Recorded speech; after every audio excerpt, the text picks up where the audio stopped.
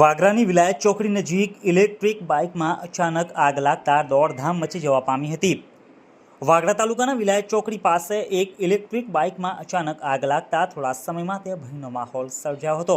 આ ઘટના બનતા જ આસપાસના લોકોમાં અફરાતફરી મચી જવા પામી હતી। બાઇક પાર્ક કરેલી હાલતમાં હતી ત્યારે તેમાંથી ધુમાડા નીકળવા લાગ્યા અને થોડીક જ વારમાં આગની જ્વાળાઓ ફાટી નીકળી હતી।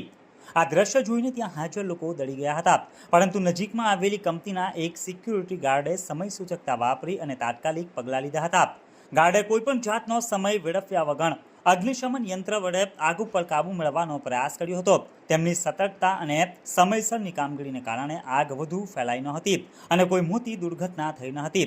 આ ઘટના બાદ ઇલેક્ટ્રિક વાહનોની સુરક્ષા અને જાળવણી ઉપર ફરી સવાલો ઊભા થયા છે। સિક્યુરિટી ગાર્ડની બહાદુરી અને સમયસરની કાર્યવાહીને કારણે કોઈ જાનહાનિ થઈ ન હતી, જેની સ્થાનિક લોકો દ્વારા ખૂબ પ્રશંસા થઈ રહી છે।